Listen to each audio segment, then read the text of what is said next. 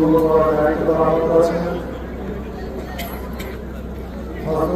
আমল ছিলেন এবং ছাত্র গঠনের কারিগর ছিলেন। একজন ছাত্রকে কিভাবে গঠন করতে হবে এর যত যোগ্যতা সমস্ত যোগ্যতা ছিল। এরকম করতেছেন কেন?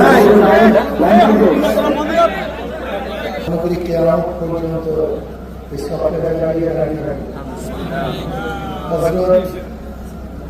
হঠাৎ আমাদের থেকে বিদায় করবেন, আমাদের চিন্তা করতে পারি। আমি হুজুরের আগে থাকতাম সেই 5 নম্বর রুম দোতলা। হুজুর রুমে আমি ছিলাম, তার সহবতে ছিলাম, তার খেদমত করেছি আমি ছাত্র জীবনে। আমাকে অনেক স্নেহ করতে, অনেক মহাব্বত করতে।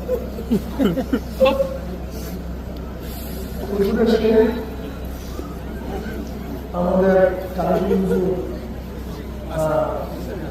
তিনি এবং হুজুর বাগানের হুজুর এরা একসাথে এসছেন। এরপরে এখান থেকে আর এক রত্ন চলে গেছে আইয়ুব আলী সাহেব হুজুর, সোনারগাঁর হুজুর, তিনি পরে আসছেন। এরপরে সেখানে আসছেন আমাদের আবুল কাদের সাহেব, দামাত বরকাতুল আলিয়া। হযরত দোয়া করবেন আল্লাহ যেন জান্নাতুল মাঠ আর জিন্দগি সমস্ত ভুল থেকে আল্লাহ পাক ক্ষমা করেন। তারা আমাদেরকে আল্লাহ কবুল করেন। হেফাজতের দায়িত্ব পালন করবে বজরুলের বড় ছেলে মৌলানা হেদায়েতুল্লাহ সাহেব, সে আলহামদুলিল্লাহ হেফাজতের দায়িত্ব পালন করবেন।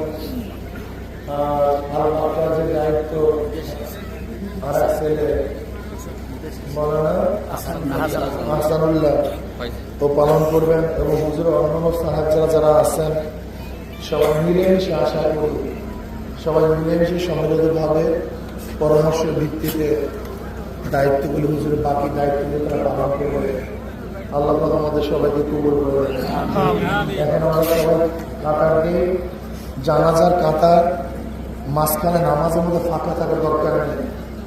যদি আমরা কাছাকাছি দাঁড়াই কোনো অসুবিধা নেই, আমরা সবাই কাতার দিয়ে ফেলাব। আর লাস্ট আমার মনে হয়